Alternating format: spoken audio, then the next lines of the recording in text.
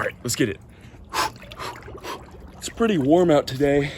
It's like 66 degrees air temp and the water is mid 50s. Man, I'm gonna get a couple more ice jugs here to cool this down when it starts getting hotter like this. But today we are talking about mental peace.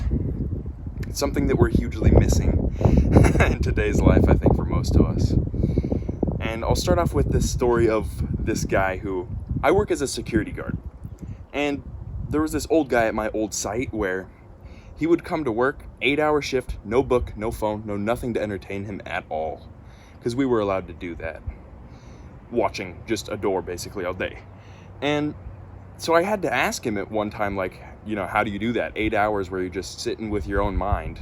Like, and he wasn't sleeping or nothing. He's just looking around because you can see him on the cameras. The entire shift, he's just there. He'll wander around, and so I asked him, you know, how do you do that? And he said, I'm just not afraid of my own mind, something along those lines. And, you know, that kind of struck me. I was like, so many people today are so afraid of their own mind that they can't, you know, just live in peace without drowning their own mind out by either watching TV, you know, using their phone, reading books, something. Some influence from somewhere else outside of them. And I'm going to give you this second analogy, or this analogy here. Let's say that you can't control your arm. You know, it was just punching you in the face all day or doing something you didn't want. What would be your first response? A lot of people, I think, would answer, cut it off. But why would you cut off your arm when it's an extremely powerful tool that you can learn to control over time? And I think it's the same thing with our mind. Our mind is an extremely, extremely powerful tool, but how many of us block it out all day, every day, just because we don't want to listen to whatever thoughts it's coming up with or whatever it's telling us we need to do because we're trying to run away from our own problems or something like that. And you can learn to kind of, I don't think control it, but influence it. I believe you can influence your own mind, you know, by associating with, you know, good people who are where you want to be by either watching videos about them and how they live their life or reading books about people who are where you want to be. And then focusing, you know, really focusing on that. Because when you focus on something specific, let's say that you love dinosaurs and you learn a lot about dinosaurs. What are you probably going to be thinking about most of the day? Dinosaurs. If you're constantly learning about them, your mind will constantly kind of be thinking about them.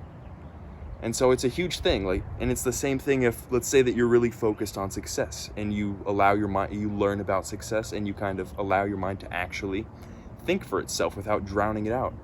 Your mind will come up with many, many new ideas and solutions around success. But we kind of drown it out because sometimes it does have other thoughts that we don't like, and it takes time to learn to kind of influence it. And I don't believe that our mind will ever truly be just quiet, at least not for a long time. For me, I can have it be quiet just sometimes when I'm just sitting there or something. But I think that it's more about learning to just let our thoughts be. Let them be there. Your mind is going to come up with thoughts, so just let them be. You don't have to follow them necessarily. They can just come in and then leave.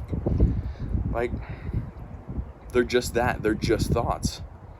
I think we make them out to be more than that because they are in our mind and we believe our mind, you know, with what it comes up with a lot. But they are just that. They're just thoughts.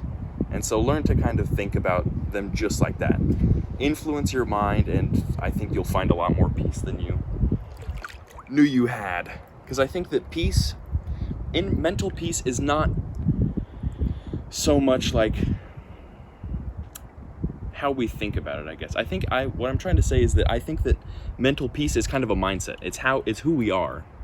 You know, like, some people have a lot of bad shit going on in their lives, but you don't see them flipping out all day, and that's kind of rare. But I think that those people just are kind of train themselves to kind of do that naturally, or consciously actually as well. But I think that mental peace is what we make of it.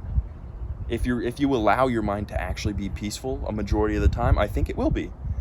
But I don't think a lot of people let it be most of the time. Instead, they drown it out, and that's when the problems just build up in our lives because we don't allow this extremely powerful tool to actually come up with solutions. It may come up with a lot of other crap during the entire time, but it'll also come up with some great solutions and great ways to live your life. But that's my whole spiel on mental peace.